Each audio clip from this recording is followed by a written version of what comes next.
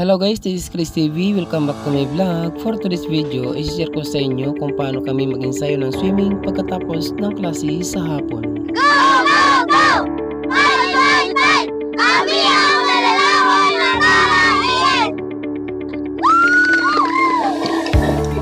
Ang bawat isang manlalangoy ay magbibigay ng kanilang mensahe kung bakit sila sumali sa swimming. Pakinggan natin ang kanilang mga kasagutan. Sumali po ako sa swimming dahil po gusto ko pong ipanalo ang Tara ES. Tsaka po gusto ko rin pong iparamdam sa kanila na gusto ko pong maging the best sa kanilang lahat. Ayos lang po yung pag-training po namin. Dahil po sa kay coach, naging inspirasyon kami ng swimming. Unang-una po sa lahat, gusto ko pong pasalamatan yung nagturo sa amin. Kaya po ako sumali dahil may isang pag-training namin.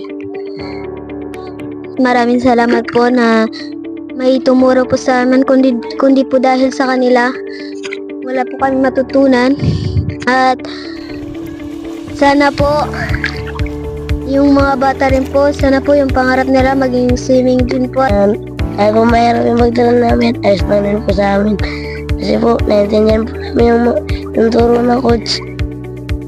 Yan lang po, maraming salamat. At yun guys, ay napakinggan na natin ang kanilang mga kasagutan na kahit nasa dagat ay meron pa ring recitation si coach. Good job mga kids!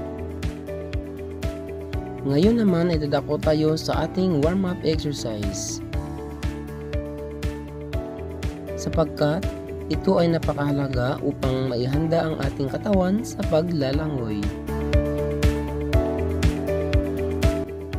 Ang exercise ay mula ulo hanggang paa.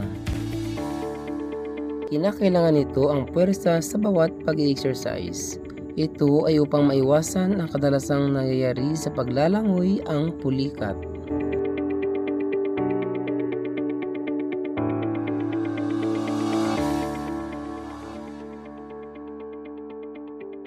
Sa training proper ay pinapalakas ang endurance, stamina at ang agility ng mga manlalangoy. Ito ay ginagawa ng matagal bago pa ang kanyang laro.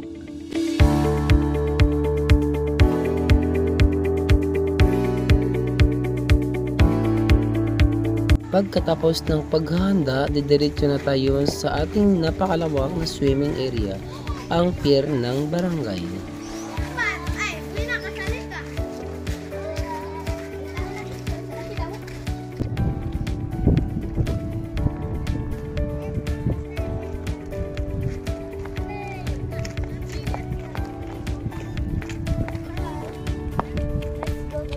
Samantala, mayroon tayong nakitang mga batang naglalangoy dito sa pier. Kung kaya't sila ay ating munang pinaalis, doon muna sila sa kabilang area. Guys, nakikita nyo ba ang nakikita ko? Pagmasdan ninyo ang dagat, napakalinis, napakagandang tignan. Tara na, halina kayo't maligo na tayo sa pier. Pero ngayon, kami lang muna ang maglalangoy ng aking mga mag-aaral. Isimulan na namin ang aming pag-iensayo ng swimming.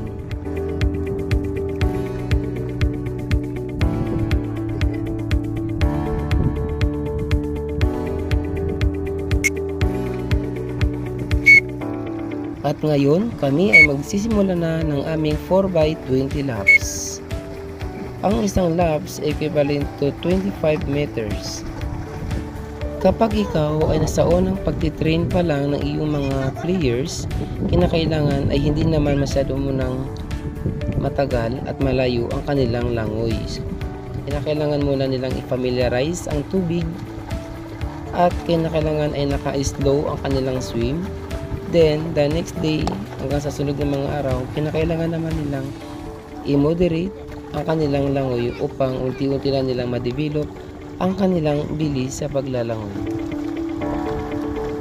At ngayon naman ay kilalanin natin ang ating mga manlalangoy. Ako po si Kirsten Kalel D. Aguido, grade 6. Thank you. Ako po si Louis J. Waika John, grade 6 students from Tara Elementary School. Really? Ako si Ray Carmelo, grade 5. Ako po si Sharina Igar Piano, grade 5.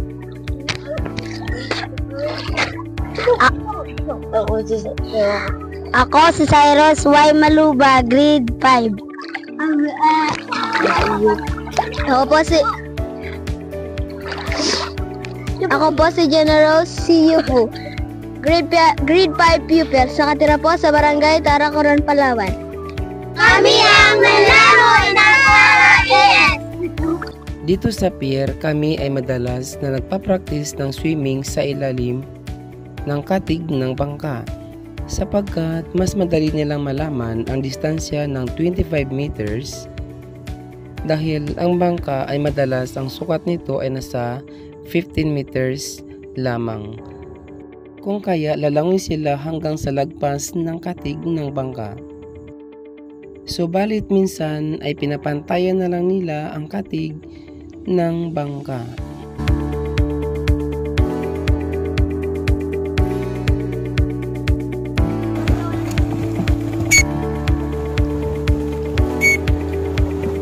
Nakakatuwa lang minsan sa mga bata na kahit sila ay pagod na, nagagawa pa nilang maglaro sa kanilang mga kasamahan.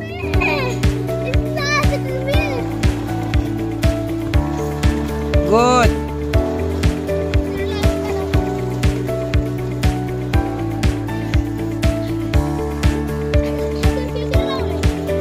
Wala, pwede rin palang sabay-sabay eh.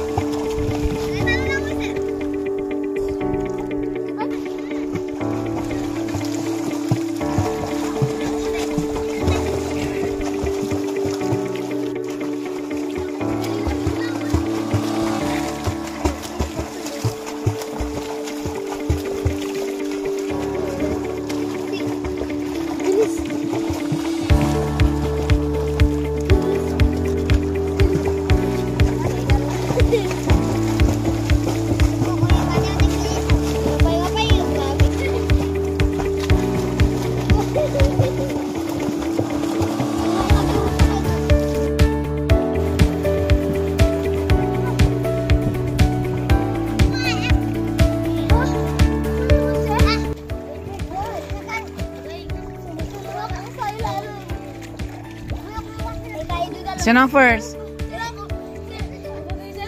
Nabutan mo hindi? Hindi Rilo?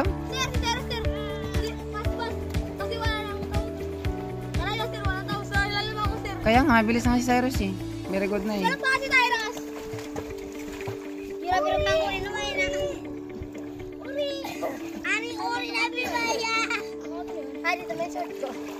Dali. Gilid. Gilid naman tugda-tugda lang. Patay! Dali, focus. Dali.